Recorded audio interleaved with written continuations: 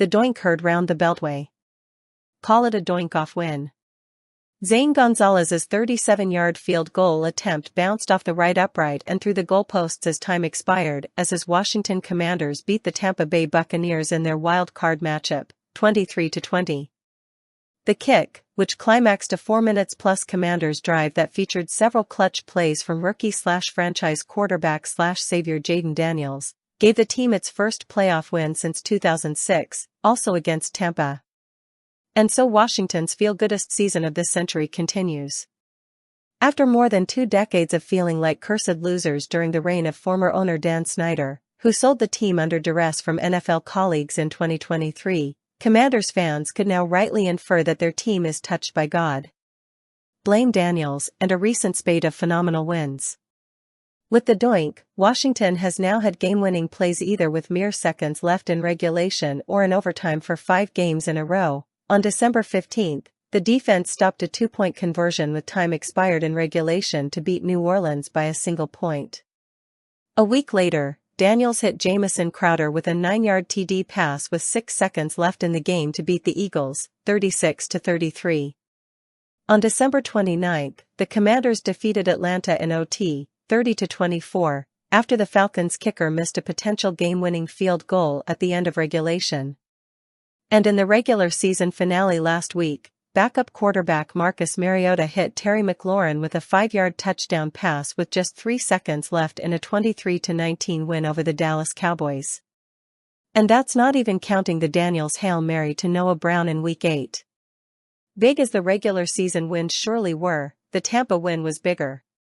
Daniels played most of his first-ever playoff game with a gash in his face that came during a first-half run. He never missed a play, and finished with 268 passing yards to go along with 2 touchdowns. If the miracles keep coming, bloody cheeks could be the new stigmata in the devout Commanders flock. Gonzalez's kick elicited strong emotions from a fan base still healing from wounds suffered under the Snyder regime. "First time in my life I can remember a playoff win," exalted Toby Altizer during DC sports talker WJFK-FM's post-game show. "First time in my life." Altizer, who said he was 6 years old for the Washington football team's last postseason victory, fielded similarly ecstasy-saturated calls well into Monday's wee hours. With Sunday's wondrous win to celebrate and Daniels's absurdly bright future to look forward to, some might think that now is not the time to revisit the toxicity of the departed but hardly dear former owner. Back to me, when it comes to all things Snyder, I'm not some. Sunday's proceedings triggered memories of the 1999 season, Snyder's first as owner. That year also had a Washington-Tampa Bay playoff game that came down to a last-ditch field goal attempt. Washington kicker Brett Conway lined up with a minute left and his team down, 14-13, to the host Buccaneers. Alas, a botched snap doomed Conway's game-winning try, and WFT lost by a point. The team quickly got rid of not only long snapper Dan Turk but also his brother, Matt Turk, a former All-Pro punter. Matt Turk would last another 12 years in the NFL. Snyder's team wouldn't have another first-team All-Pro selection until 2021. Months after the game, doctors discovered that Dan Turk had advanced testicular cancer, and determined he had played with tumors all over his body. He was dead by the end of the year.